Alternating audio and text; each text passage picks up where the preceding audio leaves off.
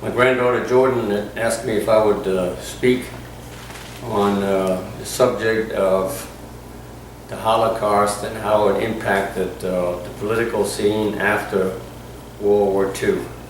But by way of introduction, first, the reason I'm in uniform, I just came from elementary school and presented some awards to some outstanding young men and women.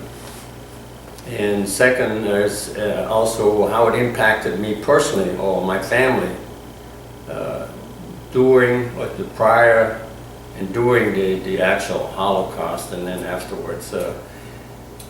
I was born and raised in a part of Germany that no longer exists. It belongs to Poland now. It was given to Poland. We were driven out by the Russians in 1945, February, March of 45. We ended up in a refugee camp on the border of Czechoslovakia and Germany, then to become the Democratic Republic of Germany. But prior to all that, I had 5 brothers in the war, lost 3 of them. 3 of my sisters ran away from the Russians, got away, swam the icy waters of the Oder River on the other side because the Americans and the British had already stopped. The war was over there. And it was my mother, my older brother, and my younger brother, and 2 of my sisters that we ended up being driven out of our home. The youngest of our family, Eric, he died on the way, and we had to leave him, which I know was the hardest thing my mother probably had to do in her life, among many hardships, but that without a doubt was probably the hardest. Having to leave him behind, couldn't bury him because the grounds were frozen. Some Polish colonel kept my other brother. He was at the time, he was like 14, and rather than have the Russians take him and be sent back to Russia, he kept him as a houseboy. He didn't come back until 1951. My mother, my 2 sisters, and I, we managed to be rescued by my brother who survived the war, one of the brothers, and 2 of my uncles got us out of that refugee camp in Zwickau, took us through the Czechoslovakian countryside into Austria, which was neutral, and ended up in Frankfurt, where my father was found. My 3 sisters who escaped earlier were found, and then the only one that was missing was one of my brothers that was still a prisoner of war in France, and my brother that was captured in the eastern, what was turned out eastern Germany and near Berlin. So that's by way of background. So you can see that the Hitler regime disrupted our family. But the question as to what implication or what impact it had on the post-war political scene is obviously that one,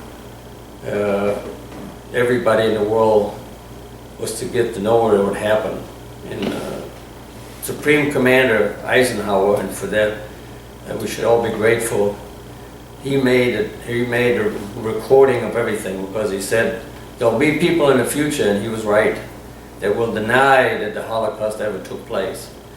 So he had his soldiers round up all citizens in the area, wherever these camps were found, and had the local populace go through these and look at these people, these skeletons, what was left, look at the stacks of bodies alongside the camp roads, and he made them dig graves and bury them with some dignity.